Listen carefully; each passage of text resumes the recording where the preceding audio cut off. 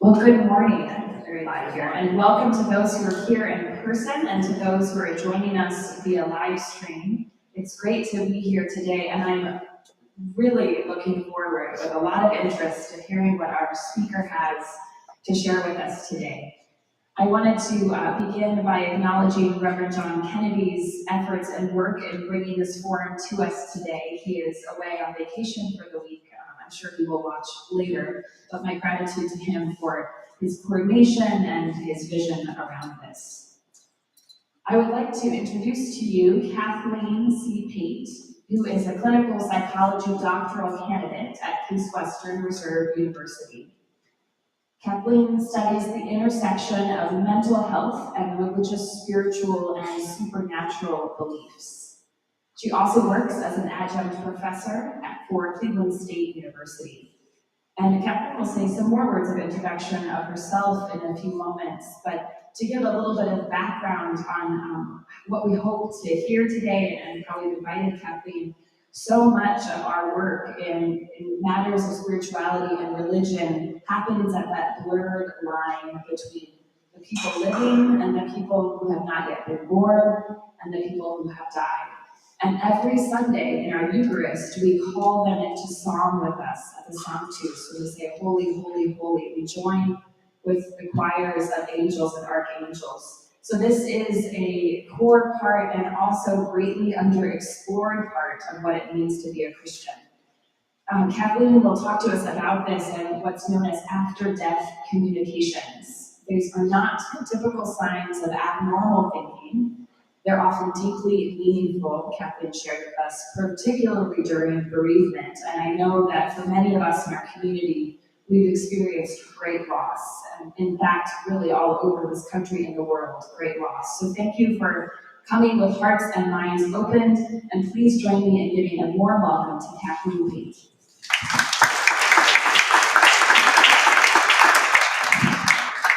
Thank you so much. Can everybody hear me all right? Great. Well, I'm Kathleen. It's so nice to be here with you all today. I'm so excited and honored, and I was touched that John reached out to me about this opportunity. And I'm excited to share some of my ongoing research that I'm conducting at Case Western. So to get started, thank you for the introduction. I'm a doctoral candidate at Case Western. I work with Dr. Julie Exline, and our lab studies the psychology of religion and spirituality. And that goes in a lot of different directions, but I was really particularly interested in mystical type experiences and spiritual experiences for meaning making and to help people through difficult mental health issues. I'm also, as she mentioned, an adjunct at Cleveland State, where I teach the survey of clinical psychology, and I also work at Metro Health. I'm a clinician there, a psychology trainee in behavioral health medicine and integrated care. So I'm working with physicians, and I oftentimes see people who have experienced loss and are going through a grief process. So before we get started into my research, I wanted to give you all a little background about me and what got me involved in clinical psychology in the first place. I grew up in Arkansas, and I spent a lot of time in the woods and a lot of time looking at the stars at night, and since I was little, wondered what else is out there? What comes after this physical existence? What comes before it? And how do we connect to those different dimensions in life? And I also wondered a lot about love and how love transcends what we consider death.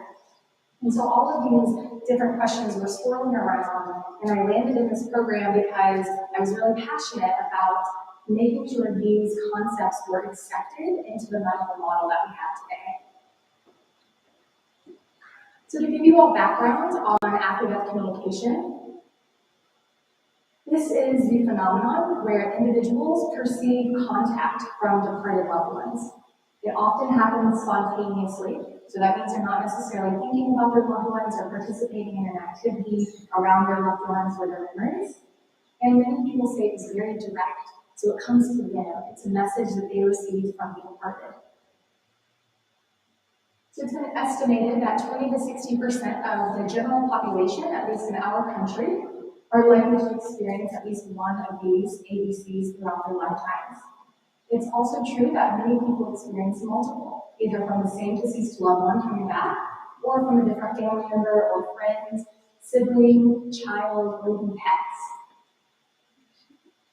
And we also know that these can occur immediately following the loss of a loved one, but some people report that these experiences happen years and years and years later. It's very unexpected and oftentimes a very positive and meaningful experience. So throughout the literature on ADC, there are a lot of different other terms that have been used. So if you are reading up on this after the talk or you have interest in this, you might come across some of these. So they are called extraordinary encounters, post-death contact, sensory and quasi-sensory experiences of the dead, sense of presence, and we'll talk a little bit more about that and how it showed up in my research. Post-bereavement hallucinations. We're trying hard to get away from that term because it denotes some sort of symptom of abnormal thinking or mental illness. And idiopathic experience.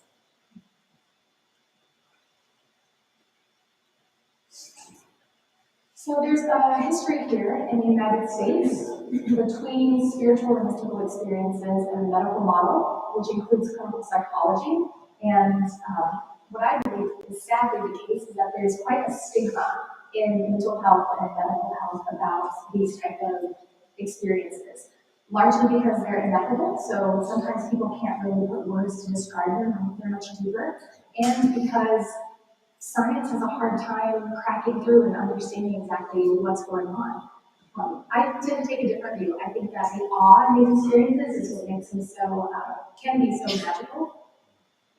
But we largely conceptualize them as being brought on by extreme grief or some sort of bereavement hallucination, magical thinking, wishful thinking. I want to see my loved one again. I want to get in contact with them.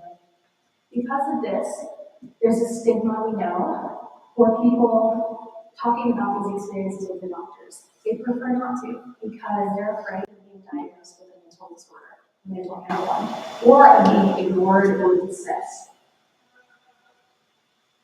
So that leads to our current research now. So we were really interested in wondering who has ADCs. Are these experiences more prevalent in certain populations or groups than others, and why? We also wanted to know how people experience ADCs. So what exactly is happening that leads people to believe they've been touched or contacted by a departed loved one?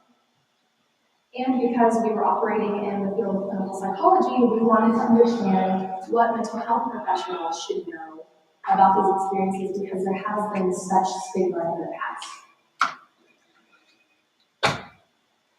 So ultimately, we wanted to use this research to tell and deliver information to mental health providers about what they should do in the room, working with the psychotherapy client, if it comes up.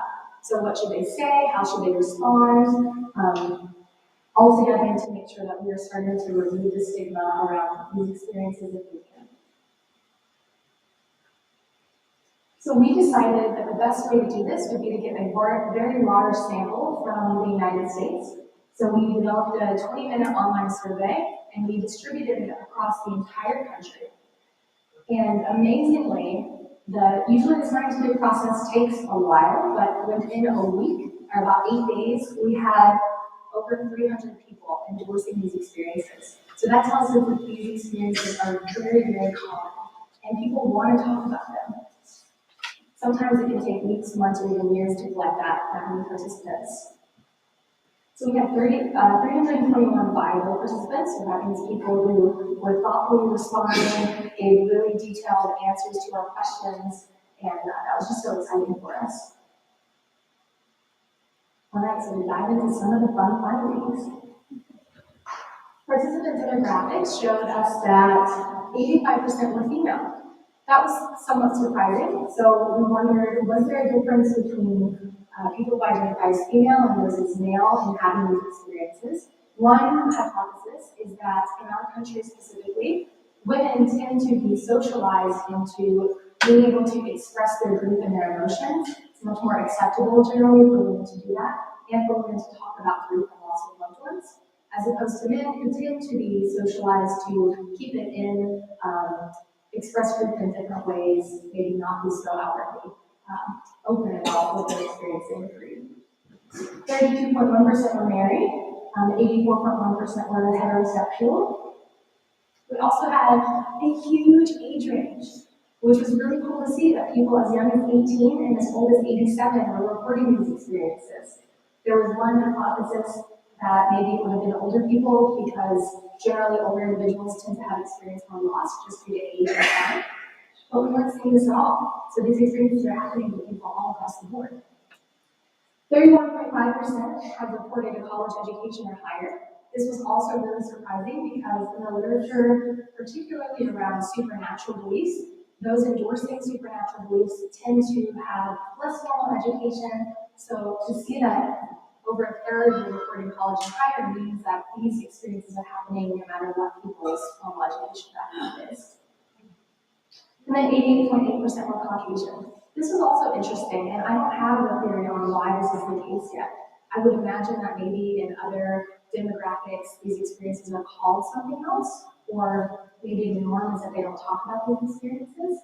We do know sometimes these are interpreted as messages from a demon or some sort of negative entity, so it could be the case that other groups feel that way, but that would definitely be an area of research that we want to ask about later. So these are some participant demographics on religion. So 20.6% of people reported being Catholic, 19% reported being Christian but unspecified, 12.5% reported being evangelical Protestant, only 5.9% reported being pagan, Wiccan, Satanist, or some type of non-traditional spirituality. That was also pretty shocking. We would assume that based on the type of experience these are receiving contact from the dead, that those may have been higher.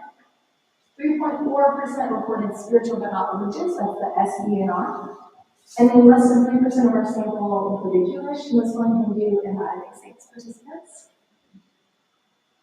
So the most interesting finding, though, about the participant demographics was that over a fourth reported being atheist, agnostic, or having no spiritual beliefs whatsoever.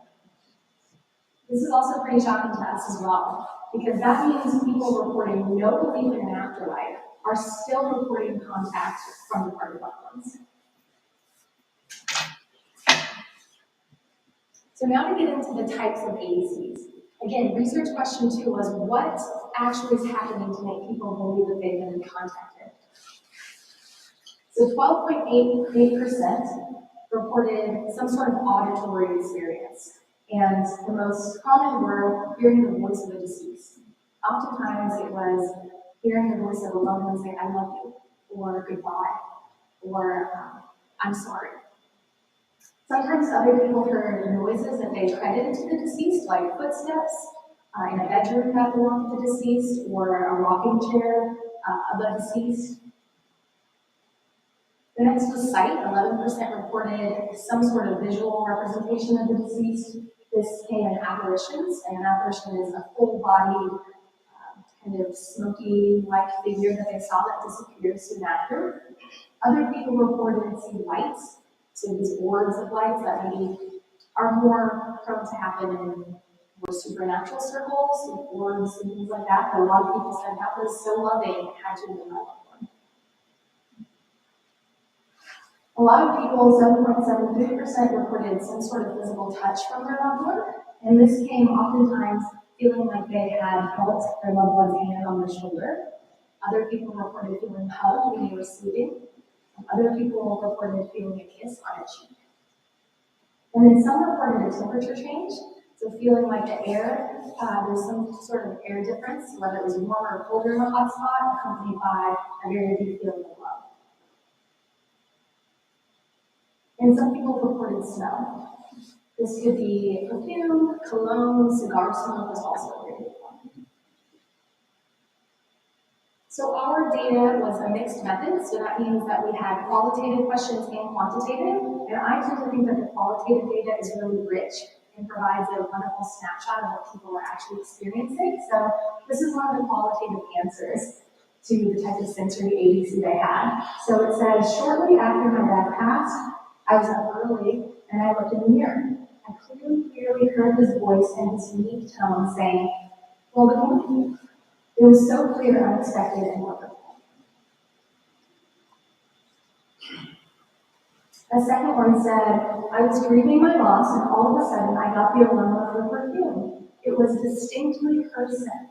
I felt like she told me everything was okay and I could be peaceful about it because she was. So another big portion of our participants reported dream ADCs.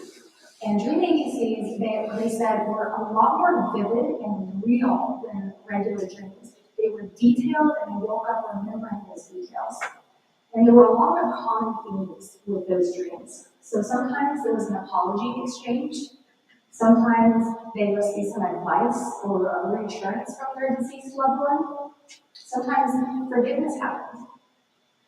They also, some people were issued warnings. Don't make that life choice. Don't go there. Beware of that person. Unfortunately, some people had ADCs that weren't positive because the living relationship was unhealthy or maladaptive in some way. That type of relationship continued, and some people reported abuse in their dreams from their deceased loved one. That was much less common. It was a very small percentage of our sample. And other people just reported general dreams with their loved ones. So here's an example of one of our participants reporting a dream ADC. I had a dream of my daughter coming to me. We walked and talked for a long time, speaking of personal things. Her last answer to me was one of the most life-changing and something I've ever needed.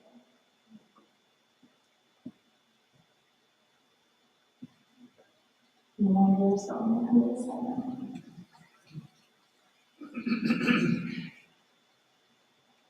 So the next type of ADC that we found were called symbolic ADCs. And these happened when individuals reported seeing some sort of animal, or sometimes a cardinal, a butterfly, their loved one's favorite animal, in odd places or unexpectedly. And they attributed it to either a message from their loved one, and some people even said they believed that that animal was the reincarnated soul of their loved one coming to say goodbye.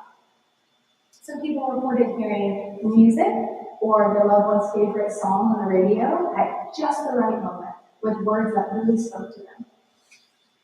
Some reported seeing photos of their loved one pop out of nowhere, grabbing a little purse and seeing a photo of the loved one, again, right when they needed it, Googling something and seeing a photo of their loved one pop up on Google. Some people reported hearing and seeing words and numbers that reminded them of their loved one, or maybe it was a saying that their loved one used to tell them. And then more generally, they would say, something happened that reminded me of my loved one, and it was too weird of a coincidence that just happened by chance. So here's a symbolic objects ADC. The night my mom died, I was home alone and took a shower that steamed up the giant mirror in my bathroom, and appeared this giant outline of a heart. And at the bottom of the heart, 10 lines crossing over each other, which was exactly how my mom drew her heart. I love that one. That was my favorite one. So other people reported felt presence ADCs. And felt presence ADCs occur when the individual sensed or intuited the presence of the deceased somewhere around them or in the room with them. Some people reported that it felt like an actual weight in the room, or that they just knew their loved one was standing right behind them. And then others reported a form of telepathy, so as though they heard their loved one's voice in their head, but it was separate and distinct from their own internal monologue. Again, saying things like, I love you, I'm sorry, goodbye, I'm okay, it's okay. So here's an example of a symbolic object. My mother had died, and that evening I was sitting in my room when a white light lit up the room. I felt an overwhelming sense of peace and love, and then I heard her voice in my head. She told me she loved me. I said, I love you. She said it one more time, I love you, Mika. The light went away, and that was all. These are some other types of ADCs that were less common, but still very important to people. One was physical manipulations. So this occurred when people actually saw an object move that had no apparent physical contact with it at all. Others reported things like flickering lights, with accompanied by an overwhelming sense of love, doors opening and closing, cabinets opening and closing. Some people reported mental and emotional ADCs, again, that sense of love coming in and maybe a direction in life or getting some sort of warning from someone. There was one participant, I don't have it here, but it sticks out. She was a young woman and she was hitchhiking. And a car had stopped and she went to get in and she said she felt her dad come all around her and with this love and warning say, "Don't do that." It wasn't a telepathy voice and it wasn't a felt presence, it was just a knowing inside from her dad that says it wasn't safe. So she didn't go. Some people reported invited and conjured ADCs. So this happens when people seek out contact from the departed through a medium, through a Ouija board, or a psychic, or somehow try to get in contact with them. And then there were a few that were unspecified. At this point, I return to what are your thoughts? Because I'm a teacher, and so I like to have more interaction, but I've saved plenty of time at the end, and I'd love to hear all of your thoughts and responses to this. So ultimately, what are the implications to this research? Well, we learned that ADCs occur in lots of different ways, and they do tend to occur among lots of different people. I suspect that the high rate of Caucasians in our sample might have just been by chance, so I want to do a follow-up study and see if I can investigate these within other populations as well. I do know that in Mexican populations, because they have slightly different beliefs than we do in this country, they're very much more open to these encounters, and they have the Day of the Dead, where they go and they invite the departed back into their lives. ADCs are largely positive experiences and very meaningful for people. We asked them how meaningful these experiences were, and people said very much so. We also asked how certain people were that these were real, and overwhelmingly they said these were real. I've never experienced anything else like this before. And ultimately, for our purposes, this helped us to provide mental health professionals with the knowledge to ask about ADCs and therapy, especially for people who are experiencing grief or bereavement. It's also important to validate and support our clients when they bring these experiences up. The worst thing I think would be to somehow invalidate or dismiss these experiences. And I'll talk about a few case examples in a minute.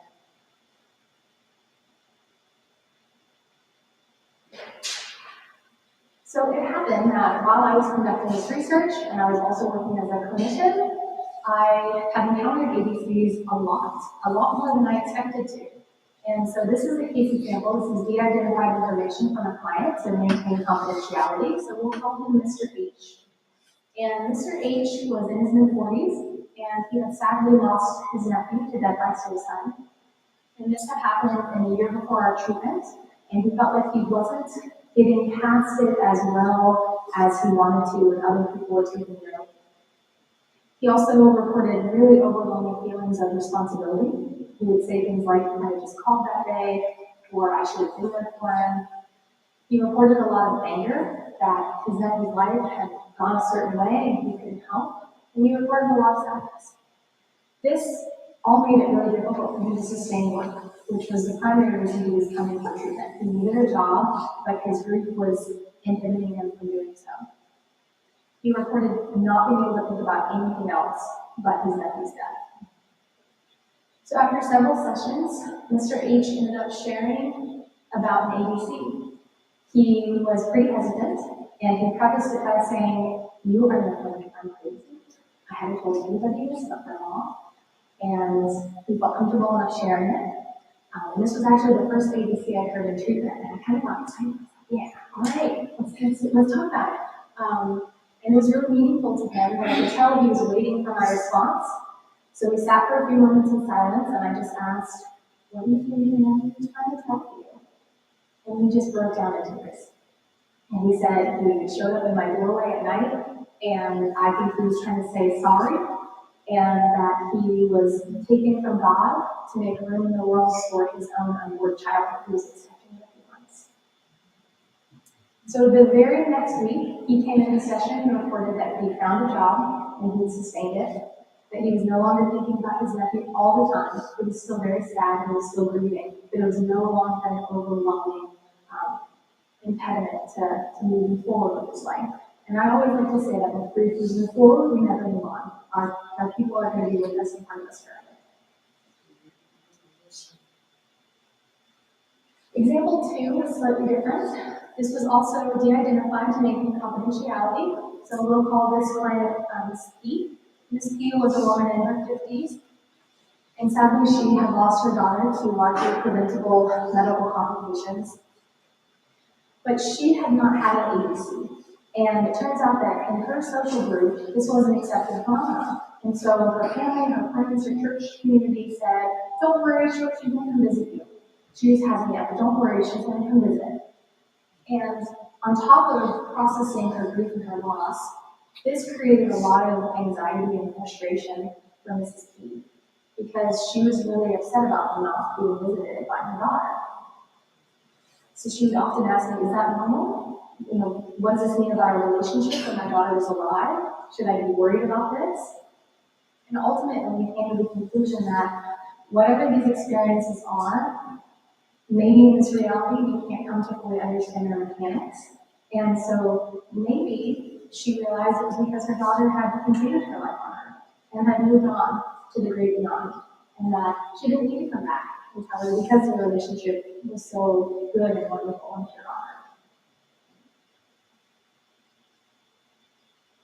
So as, again, we were doing this research, we went through a pandemic, as you all are aware, and I was shocked when CNN actually came out with an article on ADCs.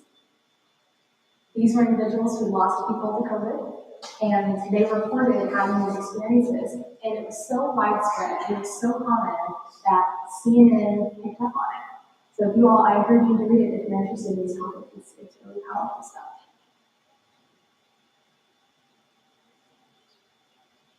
Netflix also came out with a documentary series called Surviving Death, and each episode talks about a different aspect of life beyond death, and one of them talks about ADCs, and I was so happy because they interviewed people who had different ADCs, and they talked about the impacts on their lives.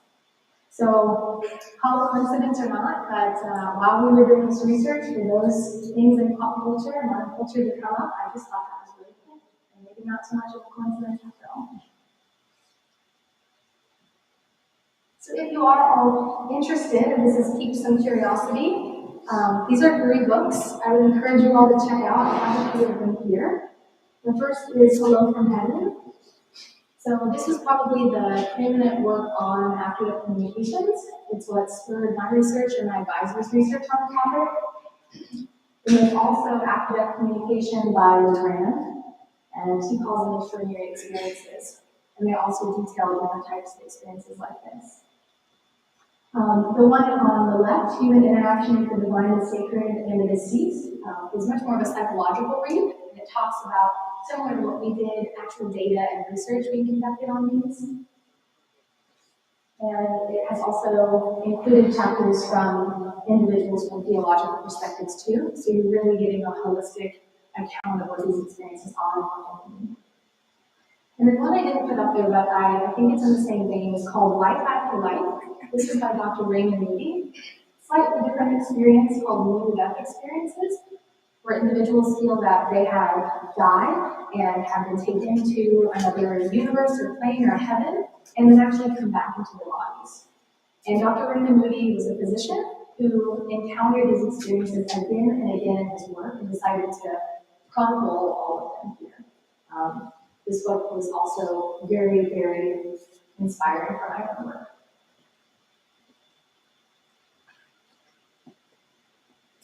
So that wraps up my presentation today. I really wanted to save time for more conversation at the end. I won't get any personal anecdotes or thoughts or questions or concerns. Thank you so much. Yeah.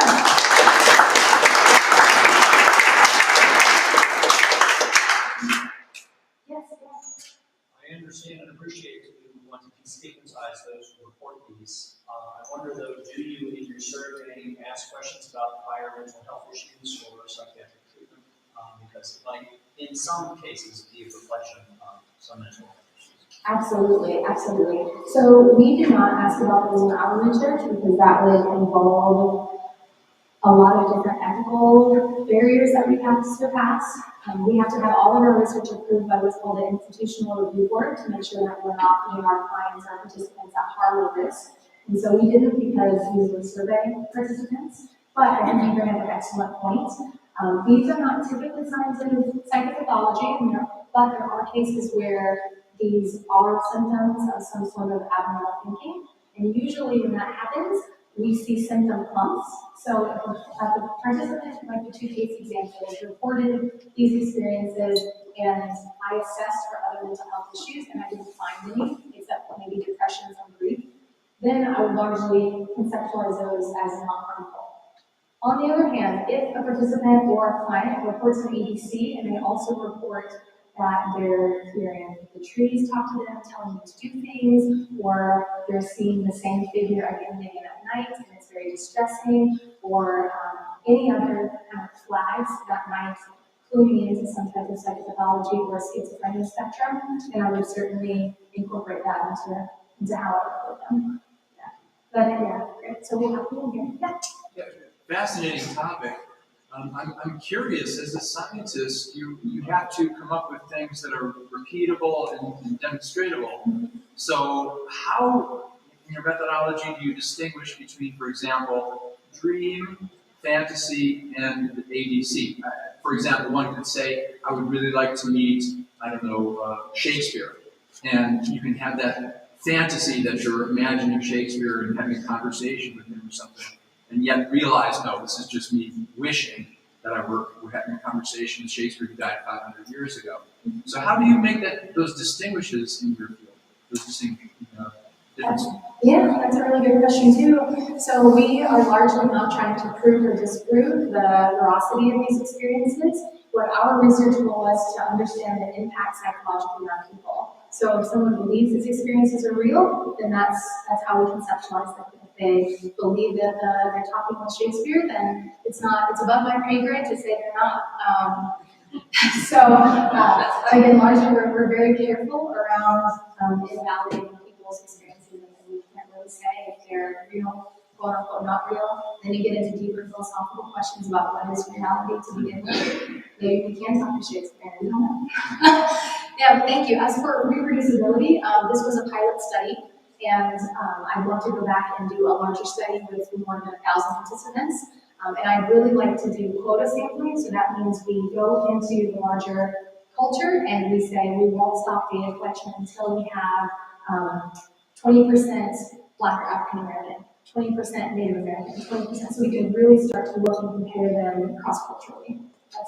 Yeah, thank you so much. Yes. Oh, I'm sorry. I think there was one right here, and then. I was wondering, in your participant responses, do you have any that were strikingly similar to each other, but different enough from what we hear about in pop culture that it stood out to you? Can you elaborate on that?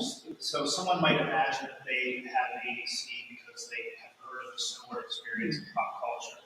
Did you have any within your participant responses that were different from what we commonly hear about, but another participant had nearly identical experience? Good question. Could you repeat the question? More than one participant experiencing the same thing, but different from what we hear about in pop culture.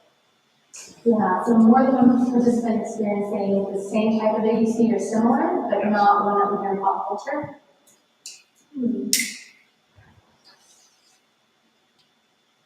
I would say one that stood out was moving hair back from their face when they were sleeping. A lot of people, not a lot, but a significant number that stood out, that and kisses on the cheek were two that were pretty similar, but I don't think they've been talked about in the Netflix documentary. Yeah, great question. Yeah. I have two questions. Great. First of all, you have a sample of 321. How is that that's not really representative, and you don't have a control group. So, I'm not sure how you address those types of issues, other than, as you suggest, going on and doing it. The second question I have pertains to seances. Perhaps you're familiar with Lilydale. Is that a community? Lilydale is a community up in western New York, near Chautauqua, where there are various people that do seances. But I'd like to have you talk about the use of seances in the context of AIDS. Great question. So the first question about a control group, because this is not experimental research, we didn't really need a control group. This was an explorative mixed method study through survey research, so we weren't comparing ADCs against a different group. If we were to perhaps bring people together to have a seance, to try to encourage or elicit an ADC, then you might have a control group where we didn't have a seance to see if they then experienced an ADC. But great question. I think that would also be some new research. And then the second, I can't really speak to seances with ADC. That wasn't one of the goals of our research. So I don't want to lead you all astray. I'm aware of that community, and I'm aware of people who seek that out for these things. But that would also be a new future research avenue. Yeah. Yes, Ms. Van. So I just wanted to offer, I have had these. The one that stands out was dream specifically. And I think one of the things that you said in your presentation was that for people that have had these, you just know this is something different. I know that sounds so vague and nebulous, but that is what happens. You know this is something different. And I had it with my father coming to me, which I preach about.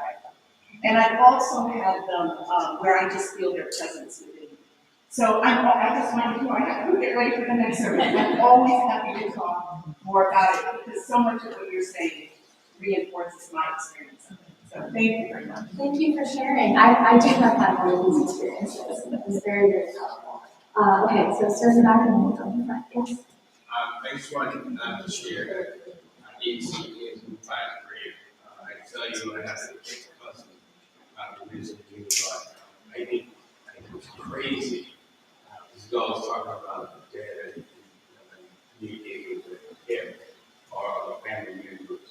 And I lost my mom recently, and I can tell you that it's something that I was experiencing. And in my dream, she was there with my brother, as if they were talking. I woke up like, they're dead. So it is something real. And, so I don't think my cousin is crazy. Thank you for sharing that. So one thing that I didn't go into much today, and I'll get to your question, was the vertical experiences of ADC. And so oftentimes people will actually have an ADC and that ADC will communicate something to them, like a lost item or a bank account number or something that the living person did not know. And the departed communicated that and the living acted on it and found out that it was real. So one of our ADCs said that she was looking for a box that her father had a lot of keepsakes in it. She had no idea where in the house he had it, if it was even in his house, if he moved it, if it was somewhere else. And she had an ADC from him that said it's under the floorboards of the barn. She was like, why would we have a box of keepsakes under the floorboards of the barn? And she went and she found it right where she thought he told her. So those give me chills. I can't explain them, and I don't want to. I think part of the amazement is the holidays. Yes, sir. I'm a retired hospice and palliative care doc. Mm-hmm. For 20 hours. I'm a retired physician, hospice and palliative care, and I've worked in the field for over 22 years. I've been fortunate to work in an inpatient hospice unit for 5, 6, 7 years. And area of research that may be fruitful for you is that environment, because after-death communication is not uncommon for people who are approaching the end of their lives. Mm-hmm. It's actually quite, if you talk to hospice physicians and nurses, Let me do story after story of a visitation by, it's always a deceased relative. It's not Aunt Mary who's in Europe, I can't see. It's a deceased parent, child, whatever, and they come and they give the patient really quite a remarkable sense of peace with them. Occasionally, the spirit is not so positive. I had a patient once who had an apparition of a black figure at the end of the bed, and he interpreted that as the other side. So anyway, after death communication, as people are approaching the end of their life, is also very powerful and probably easy to research. We've got good information hospices. Yeah, I love that. I've heard something similar, and I've heard that that's actually a sign that a person is approaching you from hospice nurses, that when they have patients who start to talk about, I saw my mom or I saw my dad, and they are approaching the other side, so. As people get close to me, and oftentimes they've been unconscious, and then there's this lucid period. It's often in that lucid period that these events occur, and that's usually followed quite quickly by deaths. That's really cool. Yeah. I had an experience once. I had a very favorite uncle that needed memory care Alzheimer's.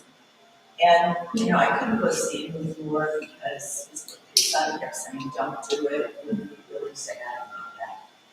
And one night I had this dream where he came to me. He was like floating through the air. And I got up the next morning and I called his son. And he said, I had passed last night. And it was like, very much. I'm so glad you said that. I think that would be another very cool experience where a person's in contact with before they know that the deceased had died.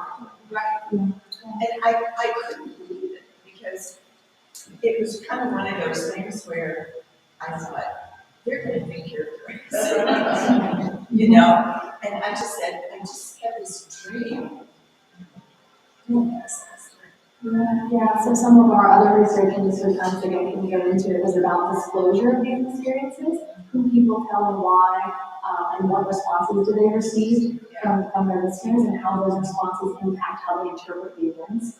So oftentimes if it's an invalidating response, the person might end up interpreting it as nothing, or a trick in their mind, or evil or demonic activity, as opposed to receiving validated or encouraging responses from listeners, could lead them to feel like it was a real message, or a spiritual discovery, or even a message from God through their loved one. So thank you for sharing. Yeah, in the back. My mom had brain cancer, so towards the end of her life, I was with her all the time. And at one point, I asked her if she was able, she would come back and let me know that she was okay. Because I said the biggest thing for me is that you're God physically in my life, and I'm having a really hard time thinking about that. So if you can, please come back and let me know that you're okay. And then a couple of years later, a friend of mine asked me if I wanted to go see Sylvia Brown. She was a very famous comedian. And I didn't know anything about her, but he bought us tickets and said, make sure you have a question ready to ask, because she often, at the end of the show, she always invites people to ask a question. So immediately I was going to ask my mom, so okay. And so getting ready and going, it's actually talking to my mom in the car. Okay, mom, step up that, this is what we're And I did, and it's a stadium, like big, like 4,000 or 5,000 people in this. And we had tickets, like a meat raffle, and the first number called out was mine. And I mean, a huge stadium filled with people. And I was able to go out there, and she tried to like, I explained the situation, and she said, well, it's run like this, and I was so flustered, I didn't really get that really. She said, well, there's this woman standing behind you, flapping her arms like crazy, trying to get my attention. And I've never seen this before, but it's feathers everywhere. Feathers mean nature. And I had been experiencing a couple of years afterwards feathers that I noticed in what seemed like unusual kinds. And so, and I mean, it was so real that my friend that was with me, he was like, I knew you were going to get called. But it was that feeling of it was so real that. Thank you so much for sharing. Wow, powerful. We'll do one last. I'll just all in that one. Just quickly, I wonder if there's a correlation. I've certainly had these experiences after my mom and my dad passed. I wonder if there's any correlations you can make between the time of bereavement and moving forward. I mean, I'll be honest with myself and say my experience is slow over time, which leads me to think they were a manifestation of my grief. I don't know.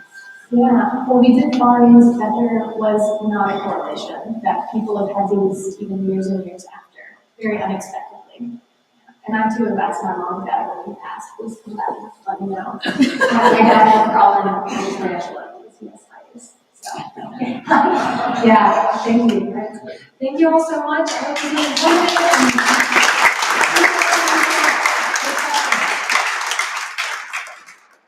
My thanks, I don't think this is working, I was going to turn it on real quick, but my thanks to Kathleen for being here and thanks to Reverend John.